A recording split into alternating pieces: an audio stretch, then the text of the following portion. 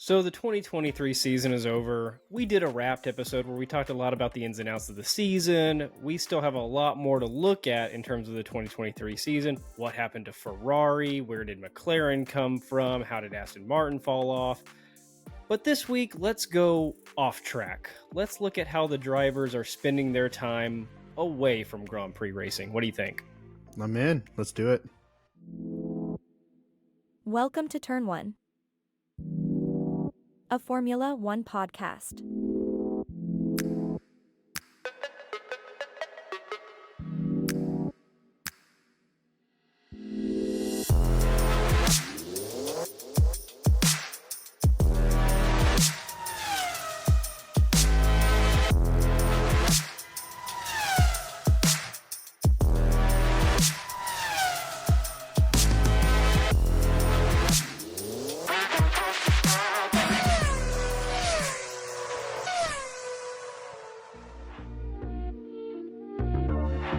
Now entering the grid. Here are your hosts, Thomas and Jeremiah. Welcome to Turn 1, a Formula One podcast. We're your host, Thomas. And Jeremiah. And like I mentioned in the open, we are going off of the F1 Grand Prix track and looking into the drivers' personal lives. We haven't really done content like this. Most of our videos before have been all about the on-track action or what's happening behind the scenes at the teams or the drivers' contracts or the cars or the race results, obviously. But we've never really dove into their personal stuff. But with this being our first off-season as a podcast, we wanted to go into the content that F1 fans seem to like, which is what do these drivers do when they go for 8 or 9 months just worrying about every single race that's coming up on the schedule to being completely removed from the sport? Because during this time, it's pretty much just the team activities. I'm sure they bring the drivers in for a lot of it, but the drivers kind of get like 2.5 months just to go do whatever they want. Pretty much. I want to start with Red Bull. Red Bull, okay, first off, I don't know, have you seen any of the stuff Red Bull, the company proper, not Red Bull Racing, but like Red Bull, have you seen what they've been posting in like the past couple of weeks? Dude, I never look at that. I feel every time I get on TikTok, I see another crazy Red Bull video. The most recent ones I've seen was a guy doing a mountain bike ride that was like 35 minutes down inside of a mountain going like 80 miles an hour. Jesus. And then the other day I was going through and I saw a guy doing a single person like racing kayak through a river and a glacier. All right. And he went off like a 40-foot waterfall. God. Red Bull is awesome. So here's what Red Bull Racing does in the off season. This is as of just yesterday. I think this was posted, but I don't know exactly when they pulled this off. They did an entire F1 pit stop in complete pitch black darkness. they had their full 20 some odd person team get in a room, kill all the lights. They had a driver with like a helmet with night vision on, pull into the pit stop lane, and in 2.8 seconds, they knock out a full F1 pit stop in complete pitch black darkness. You know this is them making up for the fact that they didn't get the fastest pit stop during the season. Now they're just coming up with gags. They had it like the previous 2 or 3 seasons, right? The fastest pit stop of the year. Yeah. And I think their fastest one was like, 1.98 this year or something like that. And then of course McLaren comes out and smokes everybody with the 1.8 in Qatar. So they were thinking ever since Qatar, how do we top McLaren's 1.8? Let's do it in pitch black darkness. To the same team that did an F1 pit stop in zero gravity. I don't know if you saw that video, but they got into one of those giant planes and it was falling at the same rate as the acceleration of gravity. So they were all basically free falling inside of this plane and they were doing a pit stop in 0 Gs. Well, this goes back to, so we've talked about the drivers before, like having the tracks memorized, like blindfolded or, just by memory, they know what every track is and where all the turns are and all that. This also shows that their pit stop crews can do their job completely blind. Blind? I mean... And when you think about it, that's a dangerous job because you have, again, like 20-something people. You're moving wheels, you're throwing parts, you have a car moving in and out. And when you're in pitch black darkness, you don't know where all those things is. So it's like muscle memory at that point. And the fact that Red Bull can pull that off is amazing. It does not say how many takes it took them to get that, though. So that could always they had to sub out 3 people due to broken ankles before they got the right take. While we're on the topic of Red Bull, I got one for you. Go for it. So the Red Bull guys, Max and Sergio, and then the AlphaTauri guys, Daniel Ricciardo and Yuki, Honda hosted a karting event, and all 4 of them were at it, obviously, because they're Honda sponsored. Daniel Ricciardo is a menace on a track in a go-kart. You have Max Verstappen in the pits in front, Daniel Ricciardo behind him. Before they even leave to go out on the track, Daniel's just bumps Max, and then because they bump, he goes backwards a little bit, then accelerates a little bit, bumps Max again, bumps so much so that Max turns around and like holds his hand out to stop Daniel from bumping him over and over again. It gets worse. So they get out onto the track. Max Verstappen takes off in a kart, which we all expected him to do. Daniel didn't really like that so much, so he starts cutting corners and just slaps Max Verstappen, causing him to spin out and ruin the entire race for him. It's just, he's an absolute menace. I love him. It ties back to that these guys are all grown men that have tens of millions of dollars, and therefore they act like they're 7. Oh, I love it. I love it. And what's cool is that you actually get to see almost like a rejuvenation of Max Verstappen's childlike nature now that Daniel Ricciardo is back. Because if you remember, Daniel and Max acted like children the entire time they were teammates back in 2017, 18, whatever season that was before Daniel left. And now that he's back, it's right back to the same antics, and I can't get enough of it. It's my favorite thing to watch. Drive to Survive definitely overplayed the Max Daniel controversy. They had to. On track, yeah, they had a little feud, they had a little issue, but all of the drivers somehow, when they get off track, they're different people. They kind of leave everything on the track, which is interesting that they can flip that switch. You see that with football players too. They turn into different humans on the football field. I just love it because it seemed like once Daniel left, Max started to really mature and turn into this always serious kind of guy, serious interviews, serious on track, serious everything. Then Daniel gets back and they're sitting there jacking with each other on go-karts. It's the best, dude. Maybe that's what he needs for another championship push. We'll see. Sticking with them, the craziness of Red Bull, they partnered with Ford to do a video in Texas. I can't tell exactly where it is, but Max and Sergio got the keys to a Ford Bronco Raptor. Right.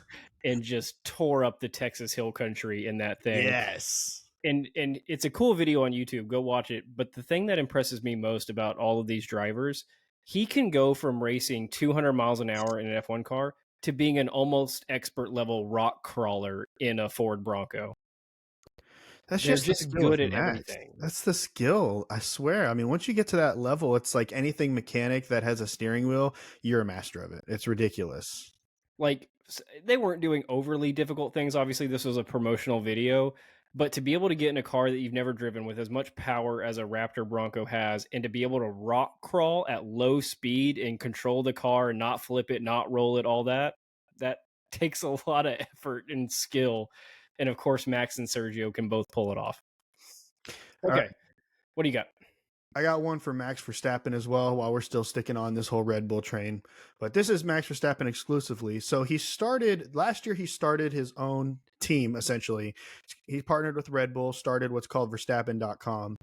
And his dad races under it when he does his rally stuff. But it's pretty sweet. Basically, he's trying to bridge the gap between virtual racing and actual real on-track racing, trying to make it to where essentially karting isn't the only way that you can get into a seat like this, that you can actually have the potential in these virtual racing simulators and take it straight to the track and people will actually respect it and give you a shot. So that being said, with the Verstappen.com livery, which is awesome looking. Well, I mean, it looks like a Red Bull essentially, but it's Max, so it's awesome. But he goes to Portugal, Portimao to be more specific, in a Ferrari 296 GT3 and does on-track racing in this Ferrari, which, first of all, Max in a Ferrari definitely looked weird. Not something that you see every day. But I mean, it's a fast car, and he was hauling on this track. I thought it was sweet. I definitely wanted to give this a little shout out. And of course, all the Ferrari fans are telling him right now, Fred Vasseur, hey, pick up the phone, give him a call right now. We have a shot. But he's going to be with Red Bull until he's 31, and he's not going anywhere. But it was pretty sweet to see. That Ferrari seat is always enticing. It's Ferrari. Is it though? If you have essentially your own team where you're the face and you're successful and a multi-world champion, he's instantly the face of Ferrari. But he's also, it's kind of like a Lewis Hamilton Mercedes situation. He's built a legacy over here at Red Bull, multiple world championships for drivers and constructors now. He's got an expert team with him as far as the pit stop crew and everybody in the designing factory, everything else. Even Christian Horner is amazing at his job. I mean, I would stick with Red Bull personally, but I guess if you want to go for the legacy aspect, yeah, who knows? When he turns 31 and his contract's up, maybe he makes the switch. Making $60 million a year just from the team plus endorsements. Are you ready for the Test Your Knowledge of George Russell's 2023 season brought to you by Mercedes-AMG Petronas Racing? No. Question 1. How many racing laps did George Russell complete in 2023? I don't know. 1,301, 1,272, 1,325, or 1,252? Let's go 1,252. That is correct. Yes. George completed the 5th most laps on the grid behind only Lewis, Norris, Alonso, and Verstappen. Wow. Where did George celebrate his 100th Grand Prix? Vegas, Coda, Mexico, or Qatar?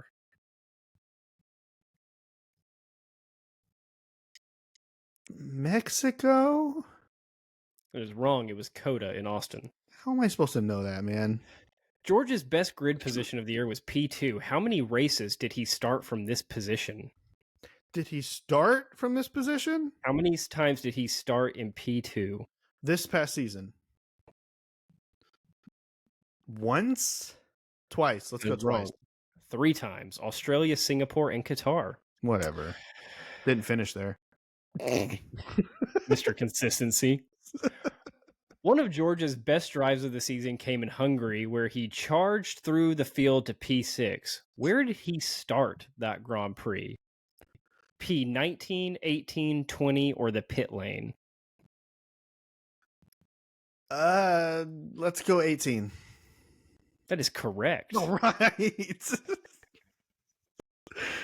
It was the one and only time he failed to get out of Q1 all season.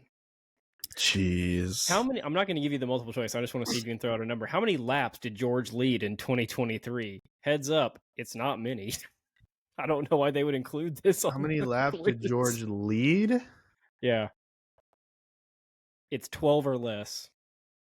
It had to have been when Max was in the pits. Let's go 8. That is an option, and that is wrong. It is 6. Okay. All of George's Grand Prix laps led came in Australia. Sounds about right. Wow. What event did George share his birthday with in 2023? Day 1 of testing, Bahrain, Drive to Survive Season 5 launch, or the W14 launch? I don't know. W14 launch. That is correct. Birthday cake and a new car. What more could a racing driver So ask I'm for? getting every other one. This is awesome. George achieved his best sprint finish of P4 3 times in 2023. At which races? I don't know if you're going to get this. Can you name any race in which he got P4? No. I really can't. I guess you said that you said sprint races? No, yeah. Sprint races. So there was only 6. And he finished 4th and wait, he finished 3rd and what's 4th? Wait, did he finish 4th or 3rd? 4th 3 times. All right, you know what? Here's what we're going to do. We're going to look up the F1 sprint races. Well, I have the answer, which I'll give to you. It was Azerbaijan, Qatar, and Sao Paulo. Interesting. I would not have guessed that. All right, we're almost done. What did George confuse with rain on his visor at the Spanish Grand Prix? Sweat. Come on now. That is correct. That's one of my favorite radio calls. The other options were snow, at the Spanish Grand Prix, oil, or droplets from an exploded drink bottle. That's still my favorite radio How call. many races did George retire from in 2023? Huh?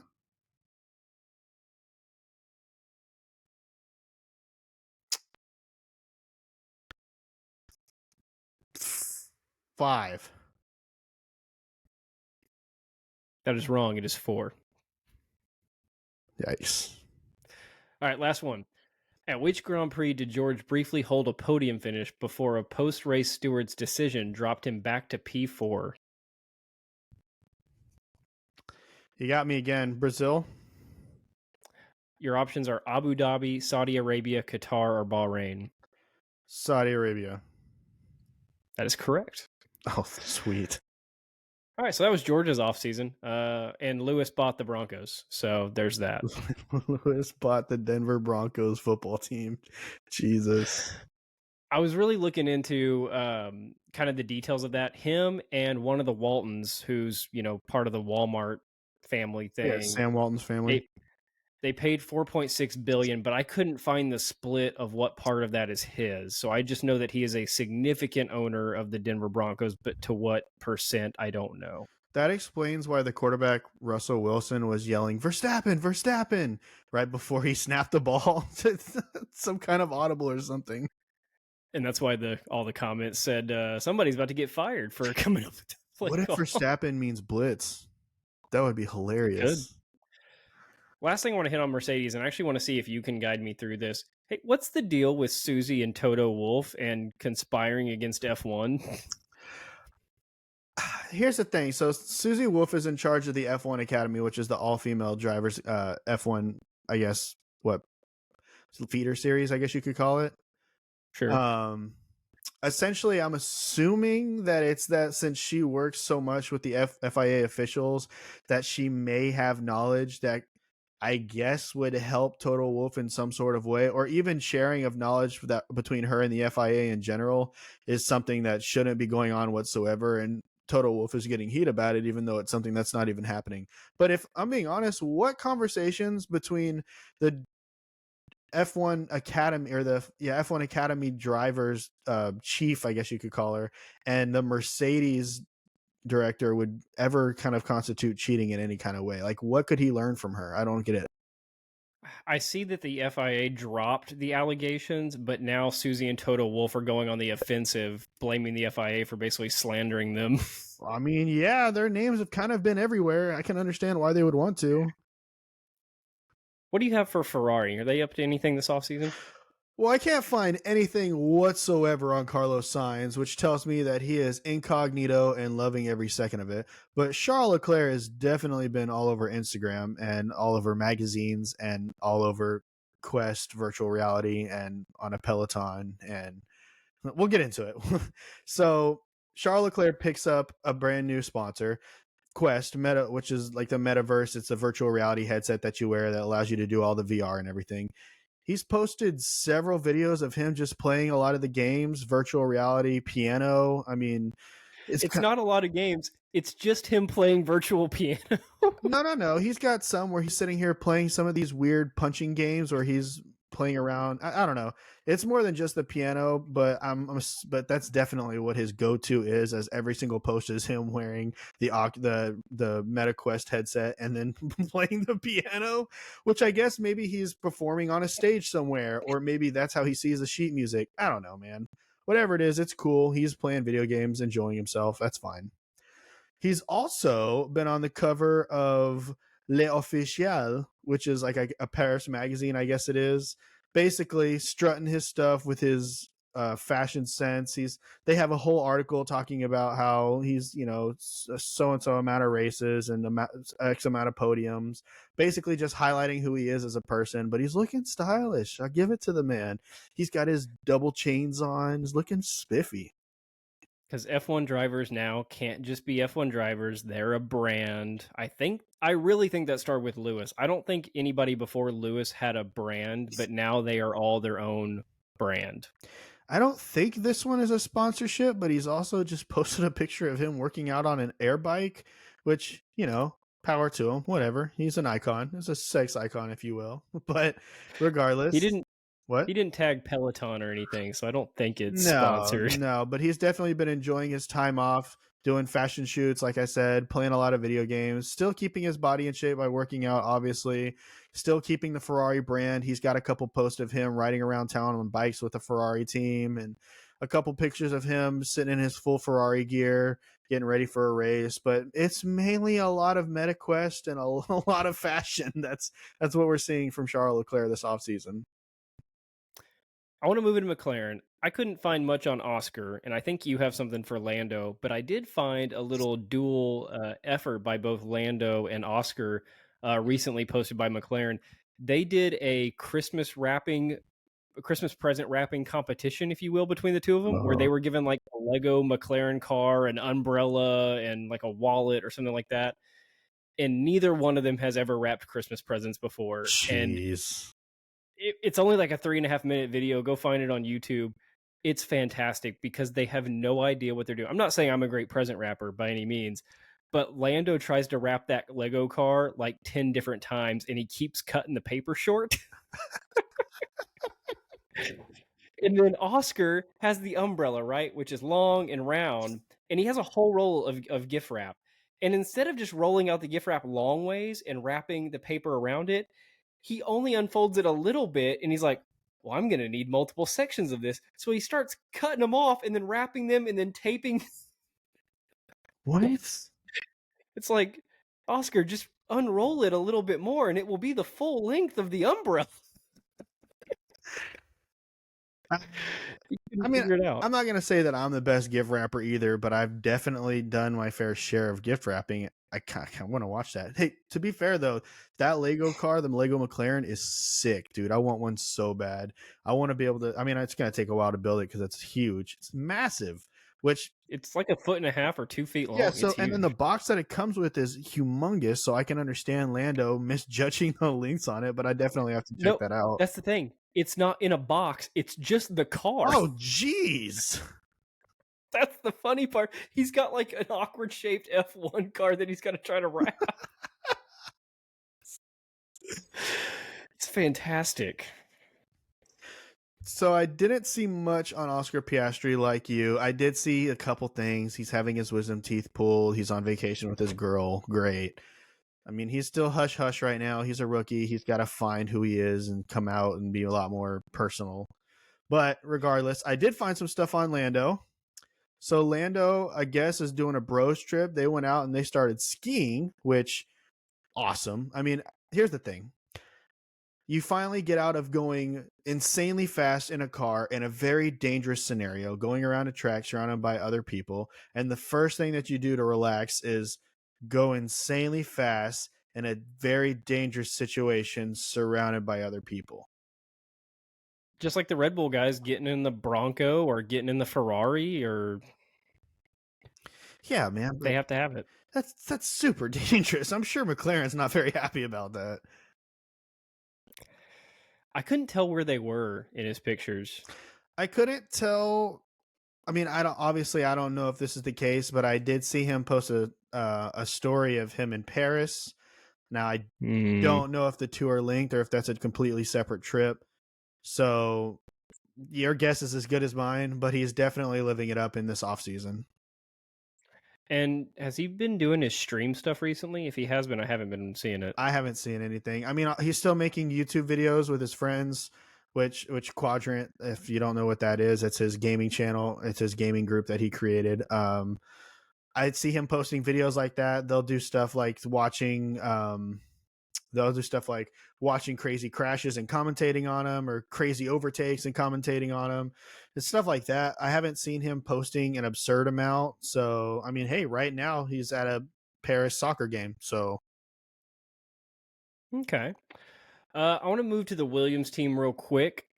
Not much from either driver, either Alex or Logan Sargent, outside of, hey, Logan Sargent signed a new contract for 1 year. All right. Hey, he's back. Why they didn't sign someone else, I don't know. I would have.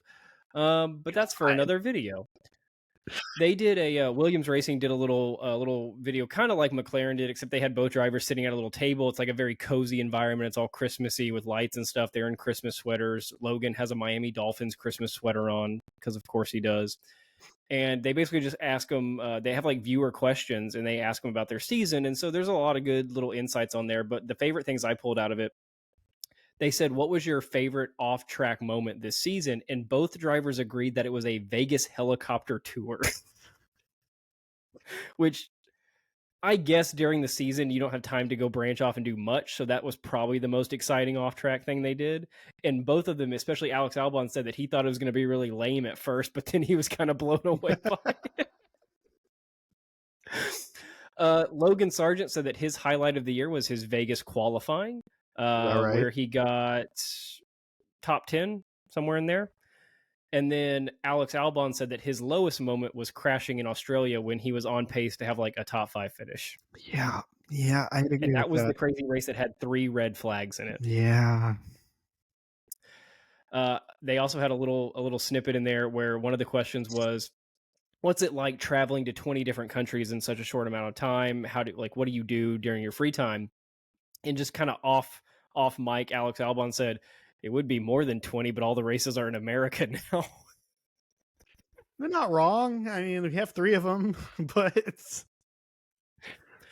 I couldn't find anything on Lance Stroll. Is Fernando up to anything? Yeah, but before we do that, I do have something to add for Williams. Oh, so I was able to find Alex Albon enjoying his time with his girl in Thailand. He posted a picture of him in a pool, but he's got her on his shoulders, and somebody commented and said, what did they say? They said Alex Albon carrying Lily like he carried Williams all year. And I was like, oof. Oh, that's gotta hurt. But I mean, he's not wrong. I mean, hurts Williams and Logan Sargent, but not him. No, man, he's looking great, man. He's got the girl. He's got vacation time. He's got all the points for Williams, -1. But yeah, it's looking pretty good for Alex Albon. All right. Oh, Fernando. We'll talk about Fernando Alonso and his awesome day karting. So he's got this kart track that's out in his facility. If you don't know what his facility is, he's got this entire massive facility that's got a museum with his entire car collection. It's got a go-kart track, and a go-kart track is actually pretty sweet. It's got the European Championship that's held there every year. I don't know how long they've been there, but it's held there every year. And the record on that track has held since 2017. Until Fernando Alonso got there. So Fernando Alonso does a track day on his go-kart track, takes his old go-kart out there with the yellow, red, and blue striping, goes out there and sets the fastest lap with a 56.09, which, it's one of those things where, everybody, whenever they finish doing an entire season of a specific sport in their off season, continue to do the exact sport, right? Well, and because this is the internet and you can never post something good that you're proud of. Again, he has his own museum and his own karting facility in the European Championship, and he has a karting school for kids, and he's real big on helping people try to get into the sport. The very first comment on this post, you're so egotistical and narcissistic, thinking that you could only be happy about breaking your own record from your own circuit in your own kart. Sure, it's magical. Just like that illegal Renault in which you were champion. Gosh. There's always going to be haters, man. You're just going to have to ignore them. Fernando Alonso's awesome, and they're just jealous. And it is a cool post because, again, he's a pretty quiet guy most of the time. Now, during the season, he's got some funny interview moments and all that, but his off-season is personal. But he does kind of take you behind the scenes of his kart kind of up on the stand being built. They've got some of the video of him going around the track, which it's fast. And then it's got some pictures of him with some kids that look to be, I don't know, under 12 years old, all in full race suits doing like legit karting activities. Like, if we would have known this was a thing when we were their age, that would have so been us doing that. Dude, and if you've seen his car museum that's at that same facility, it's insane. He's got everything from Renault car, his championship winning Renault car. He's got old Marlboro McLaren. He's got the silver McLaren. He's got his red Ferrari that he raced in. That's just the F1 cars. I mean, he's got the orange McLaren that he raced in, but he's got all kinds of different cars, WEC cars, and then your basic supercars, hypercars. It's an insane looking museum, dude. I would love to go visit this one day. Yeah, we gotta make a pilgrimage out to Spain. Let's move to the team currently known as Alfa Romeo F1 Team State. As just a couple days ago, they posted a very cryptic meme-like post on social media that says, "It seems our recently released team name has been getting a lot of attention. While we're not ready to unveil the final result yet, we are aware of what's at stake.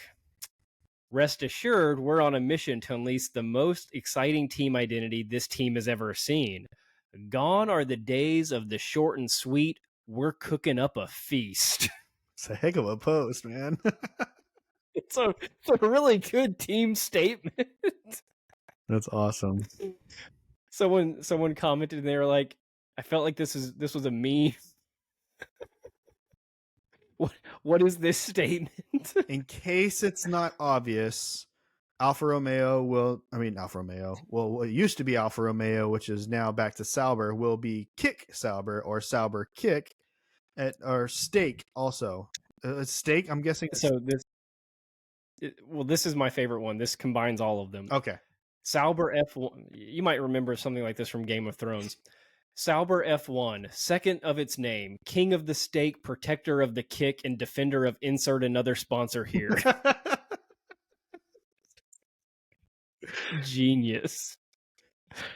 But when you look at their actual team, of course, you have Zhou Guanyu, who is pretty quiet these days. He does a lot of traveling. He also does a lot of modeling. I guess he's a very big deal over in China.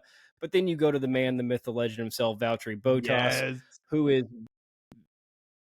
I'm gonna put it to you this way, and y'all can go figure out for yourself what it means. He's very comfortable with himself, just as a man, uncomfortably comfortable with himself. But what he's been doing, he went to Singapore, then he went to Australia, and he has videos of himself skiing in Finland. So I don't know where he is or what he's doing, but he's in one of those three places doing something. If you need a calendar for 2024, check him out. Okay, I've only got one other note. Do you have anything you want to hit before I cover that? I don't. Let's hear it. Haas has been a menace of a team. They really need to focus more on their car than their bits. Although it is kind of funny, they have a hashtag that's called Gift from Guenther. And it's just all of the people in Haas F1 getting a bunch of knit items, like sweater wear, cardigans, beanies, gloves, mittens. Wonder if that's made. And so you've got Kevin. Wonder if it's made. They're supposed to be made by Guenther, but I don't know if they really are. I hope they're made by Mama Steiner. That's what I want to see. So K-Mag posted a picture wearing a full F1 racing suit, but it's knit from head to toe, and it's got the money. It's got the MoneyGram logo in the middle. I gotta look this up. That's crazy. And then Nico Hulkenberg posts this rainbow coat. Him and K-Mag got very different gifts this year. That's awesome. It's the K-Mag's is, and it's got like buttons, like big Christmas snowman buttons going down the middle of it. But you know what? So far, it's been a good offseason. I think everybody else was pretty silent. We talked about like Carlos Sainz being quiet. The Alpine drivers are quiet. Lance Stroll is quiet. So we haven't heard much out of them, but maybe they'll post something as we get a little bit deeper into the offseason. But again, stick around because turn one this offseason, we're going to be diving into some of the teams and their performance in 2023. And then as we get into probably mid to late January, we're going to be turning the page into 2024. We're going to be looking at the new regulations, the new liveries, maybe some of the reserve drivers, the team strategy going into the next year, all of that fun stuff coming up in the next couple of weeks. If you want to see a battle for the championship next year between Haas and Williams, I'm right there with you. I'm ready to see it. It's time. It's here. Let's go. And they're wearing their racing The knitted suits. race suit. Yes. All right, we'll see you. Bye, guys.